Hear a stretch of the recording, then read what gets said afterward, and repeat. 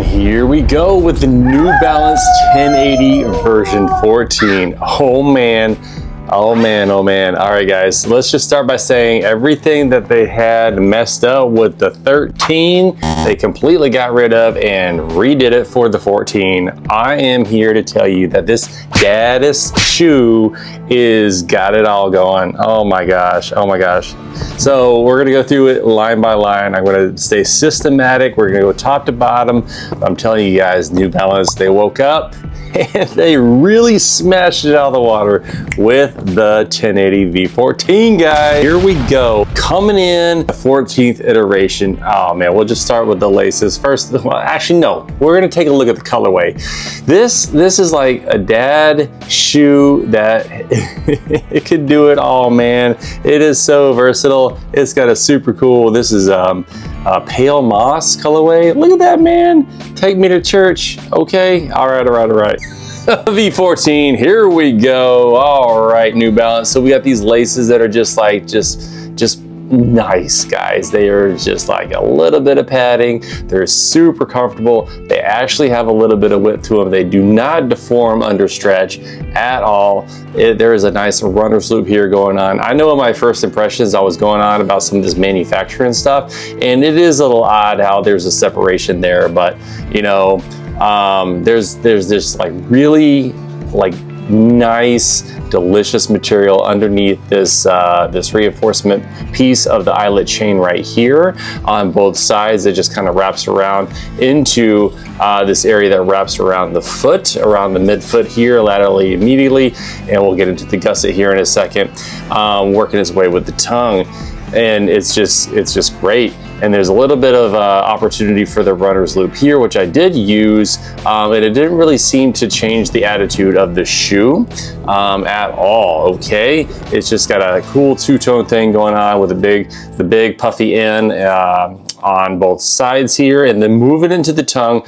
Actually, this is just a really nice tongue. It's like a Goldilocks effect, okay? It's not super sporty. It's not overly plush. It's not really even that wide, but it does have this ability to stay put. It does not migrate a single bit over the top of the foot.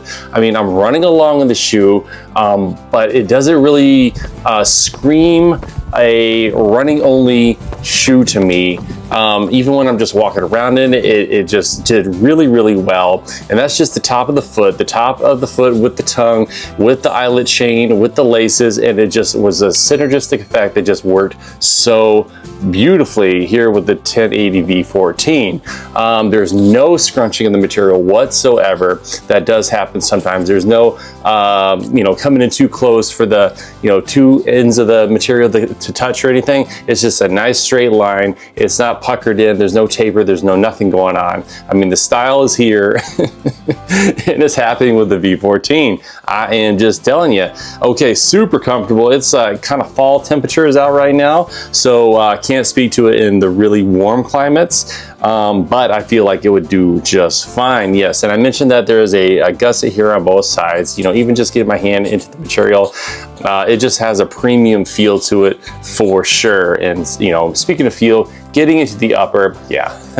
It's just a really nice feeling material. So, you know, I went on about how I didn't feel like that the 13, you know, deserved that $165 price. You know, I know I'm jumping ahead as far as talking about the price and everything, but this, you know, the 14 definitely feels worth the money, okay? And we can talk more about that later on. I'm not super excited about everything with the shoe, but we'll get to that. Okay, anyways, and so yeah, just taking a look at the toe box here, the ventilation. So it's got like this two-tone airflow thing going on, and I mentioned that there were some colder temperatures out there. I definitely felt the breeze coming through the top here, and then the toe box itself has a very nice structure to it.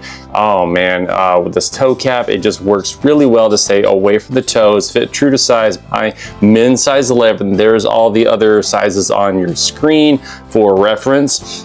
Didn't have any issues with that whatsoever. And then kind of working my way around, there's just no lumps or bumps at all for the first MTP or the fifth MTP, none of that stuff going on. Kind of working my way around. There is a nice, I'd say moderate amount of arch, you know, kind of shouldering up into the bottom of the midfoot there. Just a really nice feel. What I did feel was there was kind of a, you know, almost like a stiffness to it as we were going along, and I did kind of feel that on my left foot, and that could just be a little niggle that I've been having kind of going on, maybe just exacerbated a bit with the 1080 V14 here, but it did loosen up. You know, as I was warming up and as the shoe was warming up, could be part of it as well. Moving into the heel, guys, just pack it up, put it in a box, send it, just send it, New Balance. Oh man, here we go. And it's not even like a really overly cut, it's not trying too hard. Maybe that's it. Maybe that's what's going on with the V14. I just, you know, put the shoe on and it's just like, boom, you just got it. You just know it when you know it. And that's what's happening. It is just a really nice, it knows what's going on material here for the lateral and medial portion just above the ankle bone. And you know, we get back in here to the pillow effect. I'm looking over here for here it is, stand by. Come on now, here we go. Here's the more, and then the 1080. The Balos is not here right now, but it's a very similar heel pillow going on here for New Balance in 2024, and there is no exception here for the 1080. You know, the taper is not even that aggressive here. It's just very subtle, and then there's a nice area for your calcaneus. It's not like this, you know, huge vaults, huge safe. It's just enough to hold on, and there was zero heel slippage at all. Even whenever I was getting the shoe up to speed, I felt that it held on very nicely. Kind of waffle pattern here that they have going on. I don't know if you can see that, but there's like a textured piece going on to it as well. And it just feels like a premium shoe. And that's exactly what New Balance has going on right here. You take a look at some of the stitching, the detailing, you know, I feel like there's a functional piece for a lot of these overlays going on with shoe companies, and you can see how things want to come on in and really cinch down over the heel bone and really secure things in. Again, I didn't have any issues with heel slippage at all with the 1080, but you can kind of see how there is a bit of a tendency for the shoe, for the material of the heel here to go towards the user and really work in unison, which I felt that the shoe had a oneness to it when moving along here that was very, very, very complimentary for my midfoot strike here, the 1080. And there was some okayness with the heel strike here with the 1080 that I feel like it would be good for both midfoot and heel strikers as well, for just a nice cruisy shoe that does have a ability to kind of get up to speed and serve your daily use. And I think that's exactly what New Balance has going on for this shoe. Oh boy, here we go, pulling out the insert. Yeah, baby, here we go. We got an Ortholite insert that is of good quality, of good thickness, and oh my goodness, hello, blocking out the sun here with the with the arch here on the 1080. Oh my goodness, New Balance, you guys are talking arch talk right now, aren't we? Man, y'all can start a podcast with this arch. Look at that, man. I know I said moderate before, but here I am getting my fingers in it, and all of a sudden my fingers are getting pushed away by this arch here on the 1080. Whoa, here we go. And yeah, man, I'll show it on the B-roll, but there is just a substantial amount of gusseting going on. It's basically a quarter of the shoe wrapping around that foot, getting in there with that arch. Oh my goodness, here we go. Man, I'm just like geeking out about the 1080. There's 1,080 reasons why we're going to talk about this. And so for whatever it's worth, trying to get this insert back into this New Balance 1080 is not an easy It is not an easy task because there is quite a bit of tackiness going on to the area just above the midsole of the footbed. Oh my gosh, what a task. Okay, so if you do like me and you take the insert out, you might have a little bit of trouble, just effort, maximum effort required to get the insert back in. Oh my gosh, and there it is. Oh man, oh man. And so now, as I was doing that, I was kind of thinking, I do have some aftermarket insoles upstairs. Maybe I'll do that with these shoe reviews going forward, just to see what the shoe is like whenever there is a aftermarket insole inside the shoe. I wonder if that would be helpful for some users. Comment down below if that is something you guys would find useful. Could take out the insert from the factory, pop in, you know, something else and see, you know, what changes there. So just a little side that I was thinking about for you guys, trying to be all thorough and comprehensive with the shoe reviews. Okay, so taking a look at the Fresh Foam X, and oh man, I mentioned in the beginning of the video that everything that was going on with the 13 that that I didn't like, in my humble opinion, was very much improved with the 14, and I feel like that midsole, the moment I took my first couple of running steps in this shoe, it was like, yep, they got it. They got it, they got it. There is just a lot more pop to it. There's a lot more springiness to it. There's a lot less softness to it. This 13 here on my left hand, it's still feeling so darn soft. Way nicer here on the 14. We're looking at 39 in the back and 33 in the front for a 6mm drop. And for me, 6mm is just like the sweet spot. I really enjoy 6 and below as far as drops go. And that's just my personal preference as a midfoot striker. I don't do a ton of heel striking, but I will test it out just so we can kind of have an understanding, but I feel like it is just so nice. Gonna look at just some of the geometry of the shoe. There is not really a huge amount of flaring as far as the forefoot goes, as far as that landing pad, but I didn't feel that that was, you know, really a big deal. Again, in the 13, it was so soft, I felt like there was a tendency for the shoe to buckle and roll, and that was really not great. It was almost like a safety issue with that, in my opinion.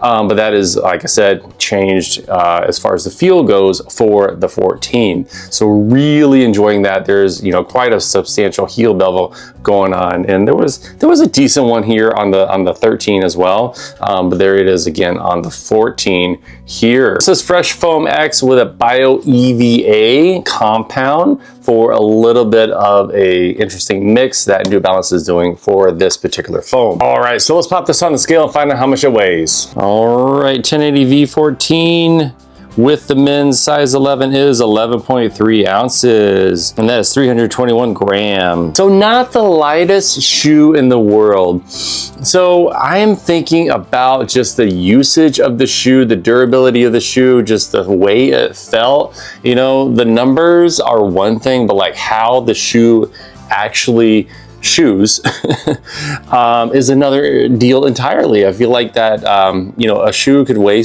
you know, a little bit more than what one would want as far as a running shoe goes. But if it performs substantially and satisfactorily, then I think that that is a bit of a okay deal, given preferences for runners and running shoes. Just something to consider. But I do feel that is a little bit on the heavy side, New Balance, but I digress. Let's check the durometer of the shoe, and I'm actually going to do a side-by-side with the V13 because I just can't help myself, and I want to figure out what the deal is between this foam and the one on the 13. So here we go. We're going to do a quick durometer check. So we'll do the 14 first, and then we'll move on to the 13 here. And I'm going to start at the 5th toe here, the Fresh Foam X with the Bio EVA, and that is going to be 29.5. Moving on to the lateral heel, 28.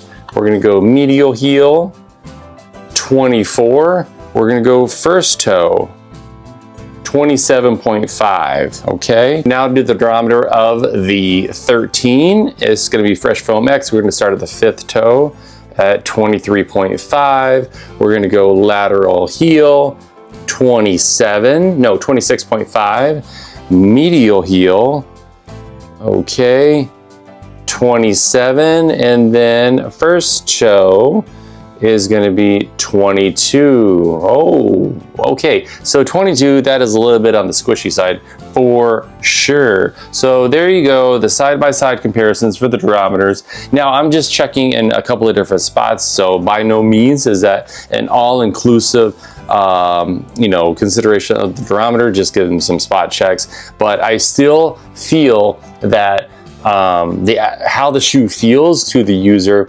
is a little bit more important, well, is a lot more important actually than the numbers themselves. I do that for reference, just to kind of see if there's a number to go along with these feelings that we're having, because at the end of the day, you're running in the shoe, you're not going to be playing with the durometer while you're out there on the course. I digress. Okay, so taking a look at the outsole, and it's honestly nothing special in my opinion. It you know, just has a little bit more unification as far as that 2024 bit for how they're doing their outsoles here, with the lovely bit of rubber and the quite a bit of exposed midsole here. So moving on to the price, I know I mentioned it before, $165. You know, I still feel like that is a little bit on the pricey side.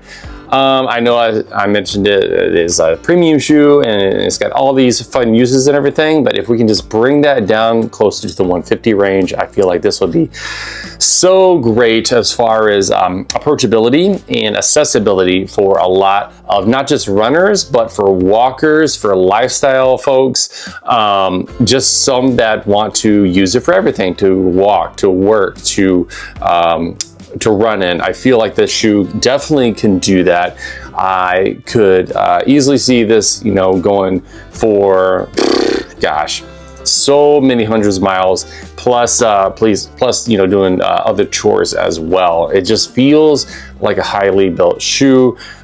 You know, good for the construction, good for the quality, and good for the runner for sure. Okay, so would I recommend this shoe? Yes, I would definitely recommend this shoe. This is a New Balance 1080 V14, a little bit on the pricey side, but again, I feel like, you know, it's just a really, really nice shoe. If we can get that price down, that would be amazing. That would be amazing, New Balance. Oh man, there we go. So there is the full review for the New Balance 1080 V14. My name is Jason. I am a dad and a podiatry nurse practitioner. I do foot care and we talk about shoes and all kinds of other stuff at my job, but this is not a medical channel. This is a fun-filled family running channel. I use the podiatry piece to inform the reviews and be systematic as best I can. And the priorities are family and coffee and running shoes, okay? And I do have an affiliate deal going on with Fire Department Coffee, okay? These guys were kind enough to hook me up and send me out some coffee and everything. And there on your screen is a discount code for you guys to use at checkout. If you were so choose to use that discount code, you would save 10% for Fire Department Coffee as well. The link for this shoe will be down in the description as well, just so you know that will be a paid link to me if you so choose to use that link. I definitely appreciate you guys. Okay, that out of the way, thank you so much. Have a wonderful fall. We'll catch you in the next one and have a great night.